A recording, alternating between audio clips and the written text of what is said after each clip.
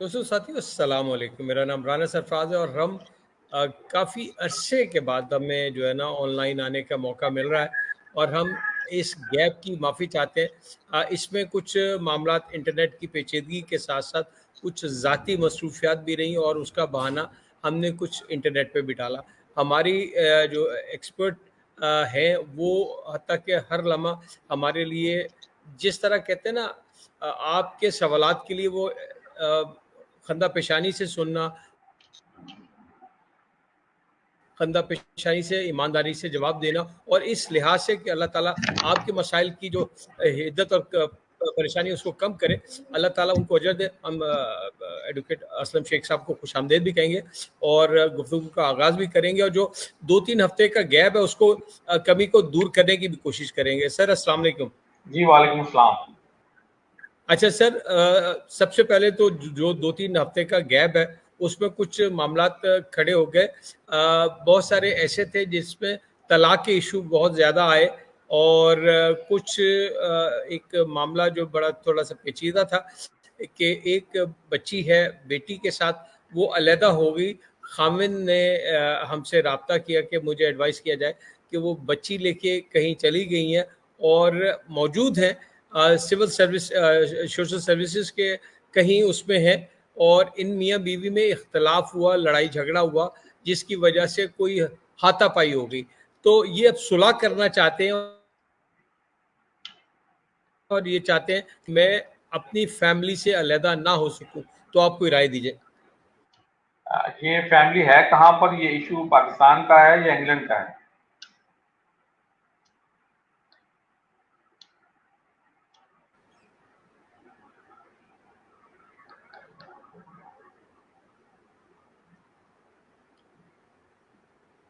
अस असलम साहब आवाज़ आ रही है आपको?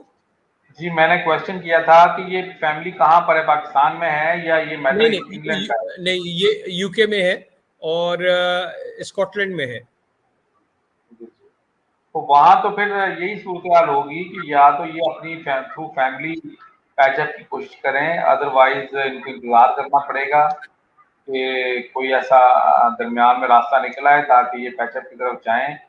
क्योंकि वहाँ पर इन मामलात के ऊपर आप प्रेशराइज़ नहीं कर सकते दूसरी पार्टी को, ना ख़ावंद अपनी बीवी को, ना बीवी अपने ख़ावंद को, और ना ही कोर्ट इस सिलसिले में कोई मदद कर सकती है कि अगर ये चाहें कि ये कोर्ट में जाकर ये कहना चाहें कि जी मैं अपनी बीवी को रखना चाहता हूँ एज़ अ वाइफ़, उस मामले में कोर्ट भी कोई मदद नहीं करेगी और ना ही कोई ऐसा कभी केस दायर किया गया है।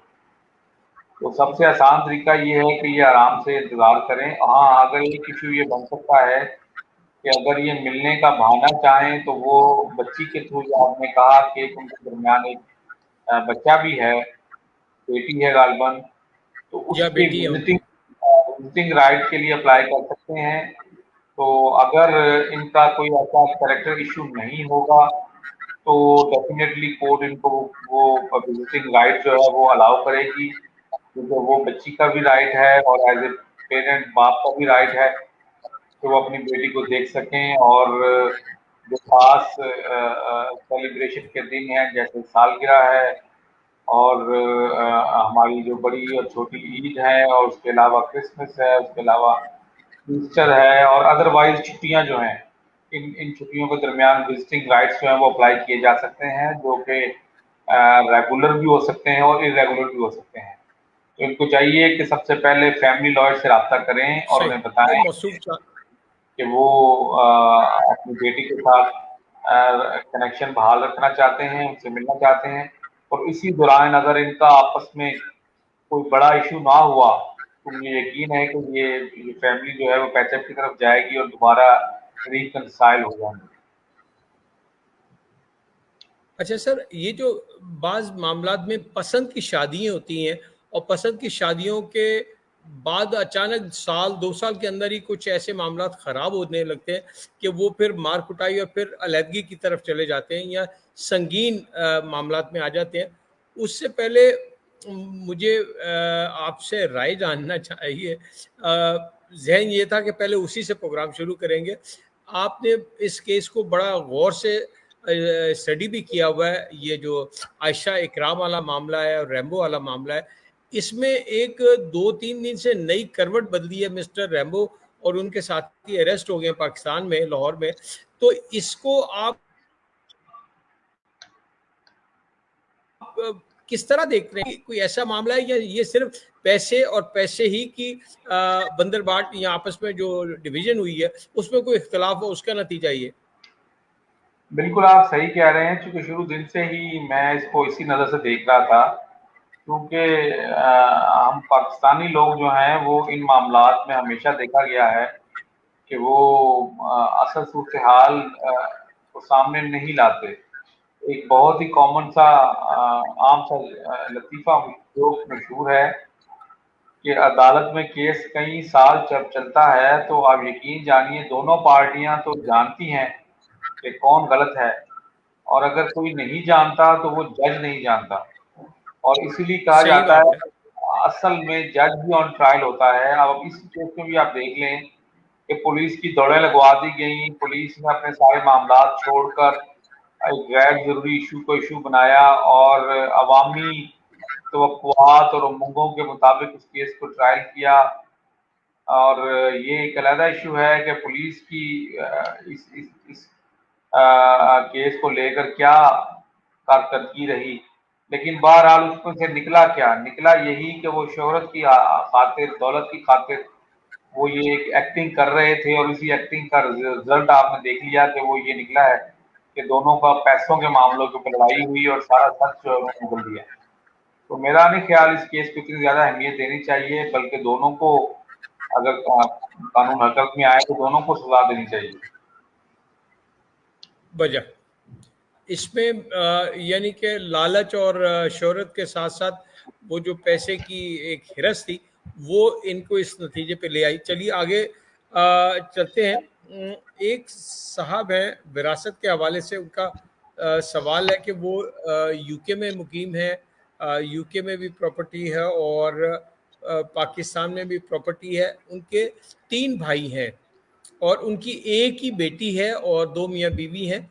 वाइफ भी बीमार है और ये भी बीमार है। तो वो कहते हैं विरासत का अगर हमारे बाद मामला होता है तो हम कर सकते हैं, क्योंकि अभी से मेरे भाइयों ने दावा दायर कर दिया है मेरे ऊपर प्रॉपर्टी का, जबकि उनका इस प्रॉपर्टी से जो मेरे वालदैन की तरफ से कोई अगर मिली है तो उसमें कोई लेना देना नहीं है। ये सब मेरी अपनी मेहनत का कमाया हुआ नतीजा है। मेरी एक ही बेटी है और बाकी विरासती झगड़ा अभी से शुरू हो गया है। तो मैं किस तरह सिक्योर कर सकता हूँ यूके में और पाकिस्तान में? पहले पाकिस्तान को टेकअप करते हैं, फिर यूपी की तरफ चलते हैं। सबसे पहले तो ये बुनियादी मालूमात में से ये चाहिए कि ये प्रॉपर्टी जो है, ये जो हम साहब हमें इंफॉर्मेशन दे रहे हैं, इनकी जाती है या इनको भी अपने वालिद की तरफ से मिली थी, इस वजह से जो बाकी बहन भाई हैं वो डिमांड कर रहे हैं। हाँ, ये एक मकान है जो पाकिस्तान में विरासत में इनके हिस्से,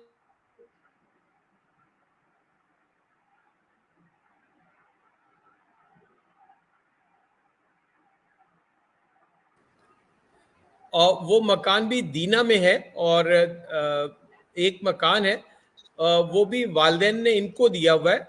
बाकी इनकी कमाई के पैसे हैं सारे, जो भी प्रॉपर्टी देखिए, बनी है। ऐसा ऐसा जज्बाती फैसला आप तो हो सकते हैं, आप वक्ती तौर पर किसी के नाम प्रॉपर्टी कर सकते हैं, लेकिन कानून इन चीजों को नहीं मानता। कानून ये जानता है कि विरासत की प्रॉपर्टी जो है वो वारसों को ही मिलेगी। अब सही। उसमें ये होता है कि हमारे काफी जज्बाती लोग जो हैं वो ये समझते हैं कि मुश्तरका प्रॉपर्टी है और मैं अपर हैंड हूं और मैं प्रॉपर्टी के ऊपर इन्वेस्टमेंट कर दूंगा तो मेरा ये प्रॉपर्टी मेरी हो जाएगी। और बाद हालात में नौजवानी में या बचपन में आप बहन भाई आपस में बड़े ही खुले दिल से मेल मुलाकात में होते हैं, तो वो एक दूसरे को इन चीजों के बारे में रियलाइज नहीं कराते। पर वक्त जैसे गुजरता है, वक्त की सख्तियां भी साथ आती हैं, माली मुश्किलात और खानदानी मामला जो हैं वो जब तब्दील होते हैं तो फिर इस किस्म के मामला सामने आते हैं। तो अगर तो ये कानूनी तौर पर राय इनको दूं तो अगर इनकी प्रॉपर्टी वालदैन की तरफ से आई हुई है तो इनको ये विरासत में उसका शेयर बाकी भाइयों को देना पड़ेगा।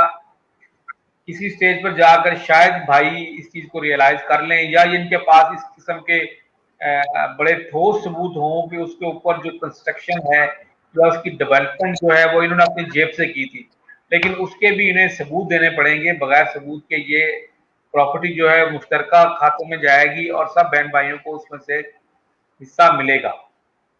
ओके। जबकि जो प्रॉपर्टी आप यूके की बात कर रहे हैं, यूके वाली प्रॉपर्टी में सिलसिला ये है कि डेफिनेटली उसमें बहन भाइयों का कोई हिस्सा नहीं होगा, वो इनका होगा और इनकी जो आगे औलाद होगी इनके बाद उनको ही मिलेगा। तो वहां पर तो ये बिल्कुल बेफिक्र हो जाएं, क्योंकि वहां पर ये गए, इन्होंने प्रॉपर्टी अपनी जेब से खरीदी, अपनी आमदनी से उसके जो मॉर्गेजेस वगैरह अदा किए या उन्होंने परचेज की, तो ये सारी चीजें वहां विरासत में नहीं आएगी, क्योंकि इंग्लिश लॉ में स्ट्रेट फॉरवर्ड जो रूल वो अप्लाई होगा वो ये कि इनके बाद इनकी वाइफ और उसके बच्चे उनकी विरासत में हिस्सेदार होंगे, बहन भाइयों का कोई ताल्लुक नहीं होगा। सही। अच्छा सर, ये एक हमारी बहन है, इन्होंने कहा कि मैंने अपना मैं यूके की रिहायशी हूँ, मेरी शादी पाकिस्तानी एक नौजवान से हुई और वो मेरे बेस पे नेशनल हुए।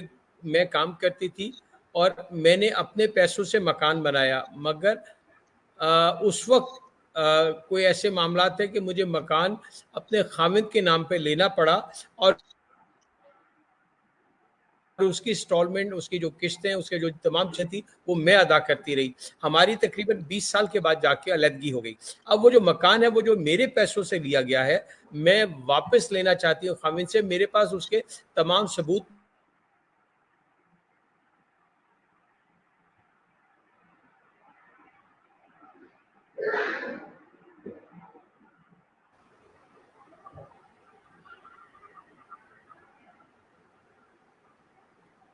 जी, हमें। इसमें बुनियादी बुनियादी नुक्ता जो है वो ये है कि अगर तो वो मैट्रिमोनियल होम है कि जिसमें ये शादी के बाद दोनों रहते रहे हैं और खामंद ने बेशक उसमें कोई कंट्रीब्यूशन ना की हो, लेकिन वो क्लेम कर सकता है कि इसमें हम दोनों का जो मामला था वो 50-50 का था और मैं हिस्सेदार हूँ।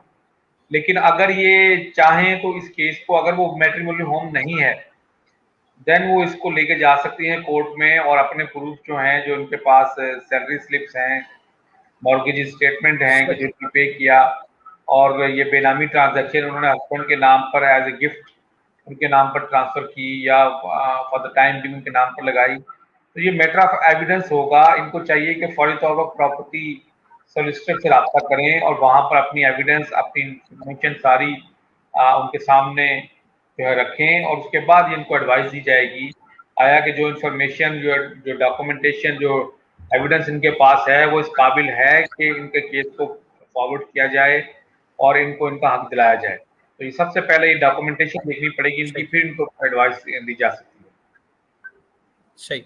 अच्छा, मुझे यहाँ लग रहा है, ये मेरी अपनी ज़ाती राय है कि मेरा ख़्याल है हमारी बहन को अपने ख़ाविंद पे कुछ शक हो गया कि उन्होंने कोई कार्रवाई डाली हुई है और वो उसका गुस्से का इज़हार इस सूरत में वो निकाल रही हैं कि वो इनसे अलहदगी चाहती हैं या कोई ऐसा मामला हो गया है। नहीं तो 20 साल बड़ी अच्छी शादी चली है, उसमें से औलादें भी हुई हैं और एकदम उन्होंने ऐसी बात की है।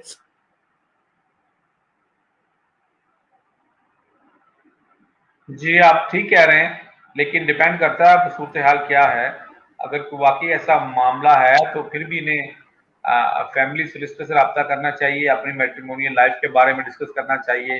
अगर वो एंड करना चाह रही हैं तो किन शराइत पे एंड होगी, और अगर वो कंटिन्यू करना चाह रही हैं तो उसमें जो हर्डल्स आ रही हैं वो फिर कनेक्टेड टू प्रॉपर्टी, इनके राइट्स जो हैं वो सारे इनको उसके बारे में इनसे बात की जाएगी, उनको एडवाइस किया जाएगा। सही। अच्छा सर, इसी तरीके से अब प्रॉपर्टी की बात आ रही है तो एक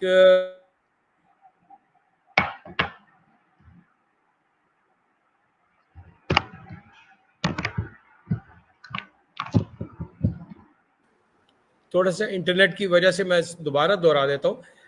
एक खातून ने विरासती इंतकाल के दौरान अपनी ज़मीन बगैर पैसों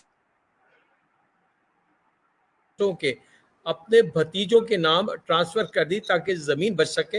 अब कुछ अरसे के बाद वो अपनी ज़मीन वापस लेने का मुतालबा कर रही हैं, और वो भी कि एज इट इज ज़मीन वापस मिल जाए।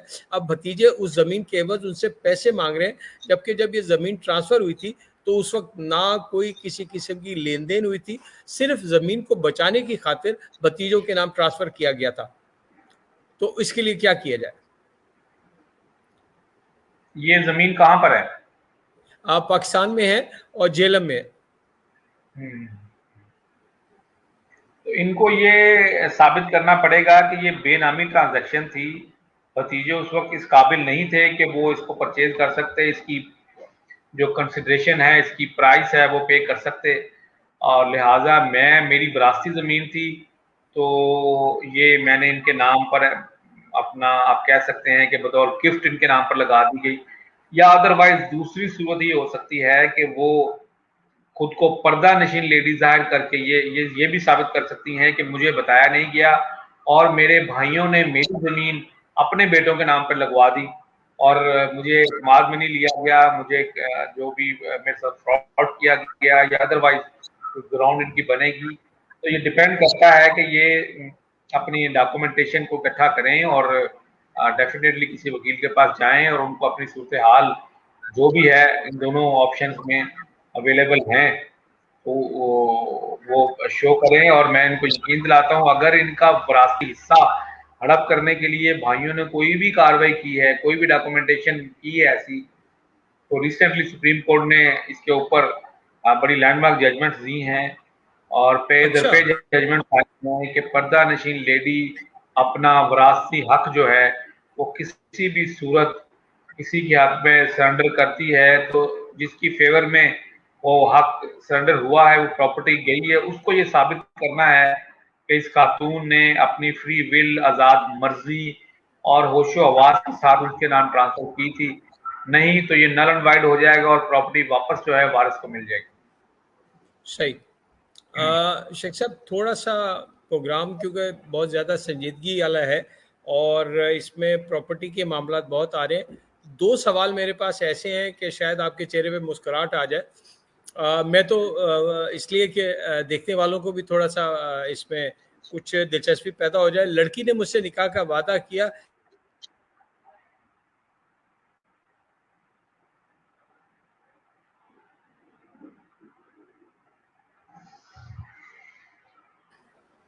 और ये सवाल खैर से अब मैं यूके से आया है और मेरे इलाके से ही आया है और मेरे जानने वाले हैं, उन्होंने मुझे भेजा। राना साहब, इसका जवाब जरूर दीजिएगा।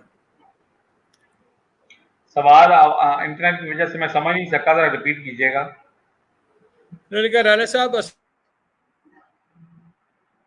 वालेकुम, एक खातून ने मुझसे निकाह का वादा किया, अब वो अपना वादा पूरा नहीं कर रही, क्या कानून की निगाह में इसकी कोई गिरफ्त हो सकती है या नहीं?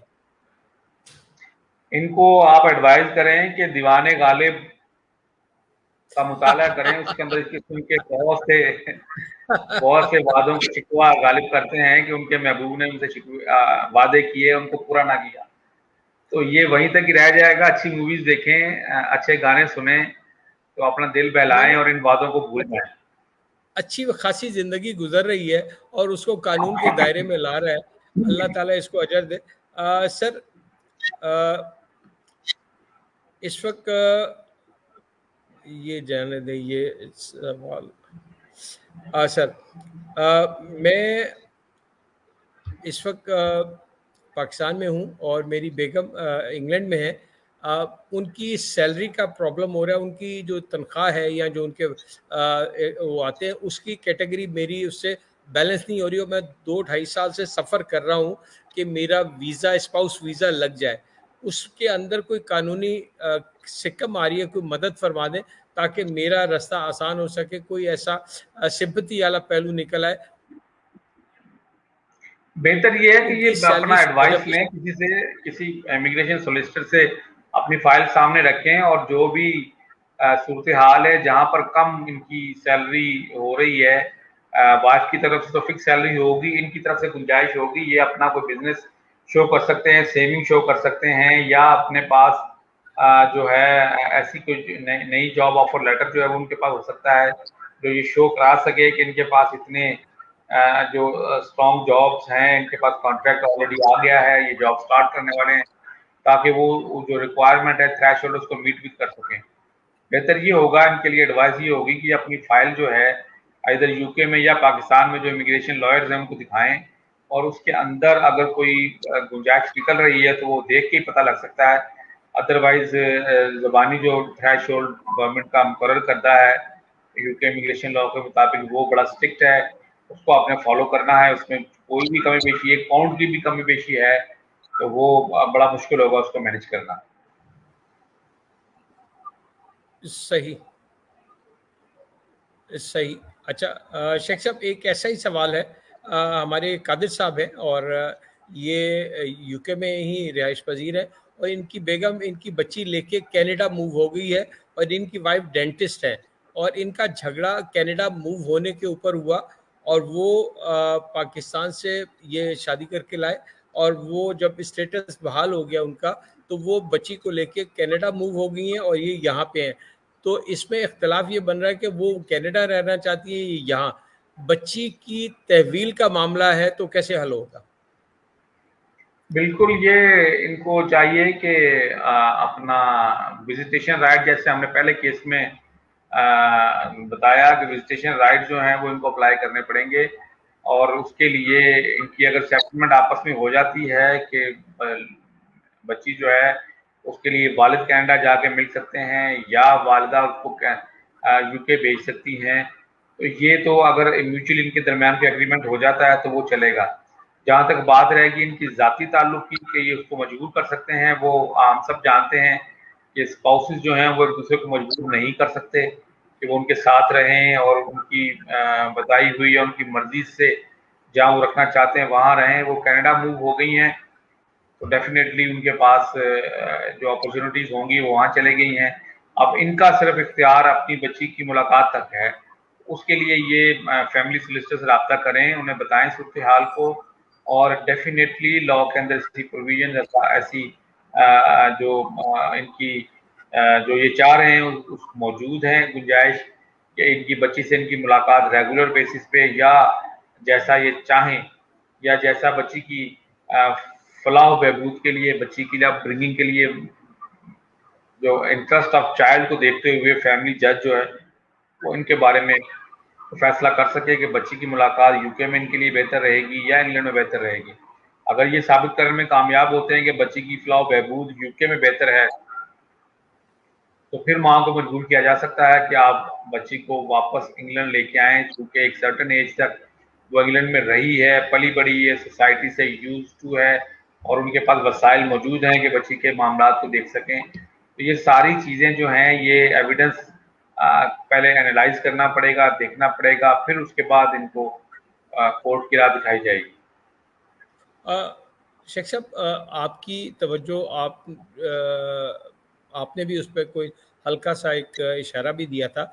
पिछले दिनों हमारे एक वकील साहब लीगल ब्रांच में खासे नाराज़ नज़र आए, और उन्होंने कोई डॉक्यूमेंट्स ना मिलने के ऊपर एहतजाज जो किया वो इंतहाई शदीद किया, जिसका रिस्पॉन्स क्या हुआ कि वीडियो वायरल हो गई और दुनिया ने उसको देखा। तो उससे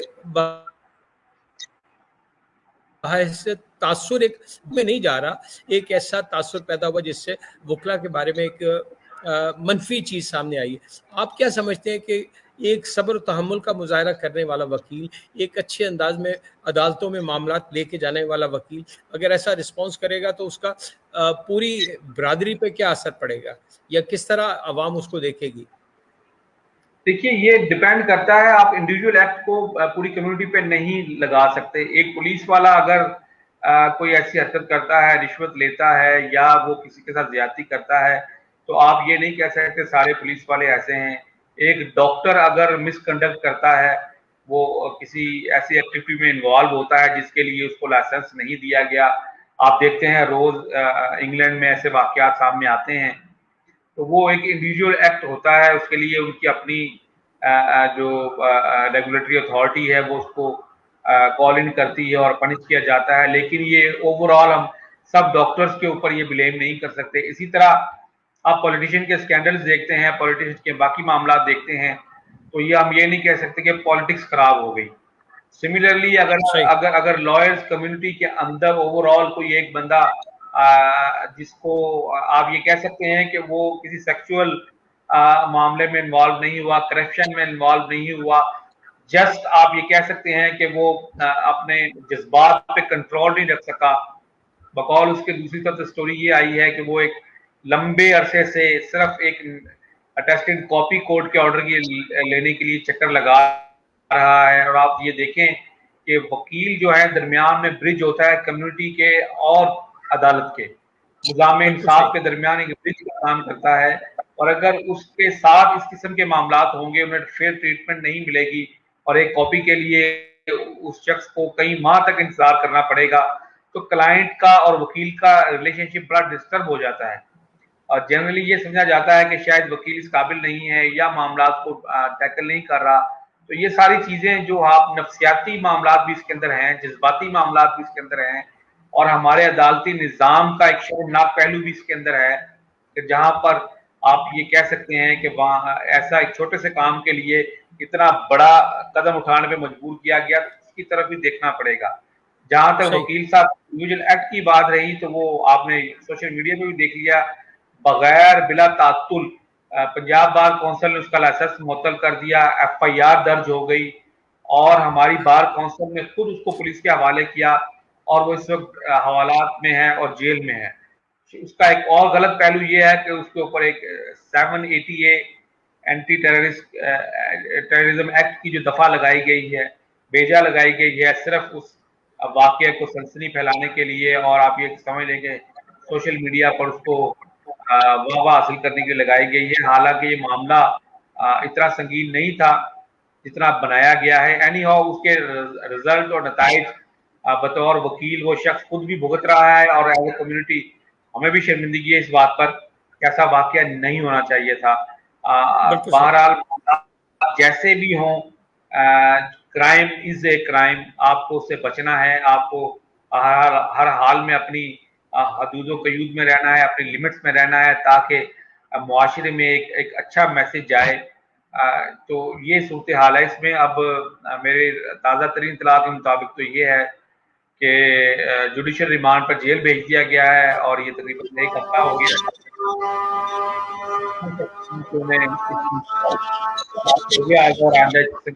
नहीं है। सही। शेख साहब, आज के लिए इतना ही। इंशाल्लाह अगली मंगल को फिर मुलाकात रखते हैं, और मुलाकात आपसे वैसे भी होने वाली है, तो इंशाल्लाह ताला अगले नए मसाइल के साथ आपके साथ मजीद गुफ्तगू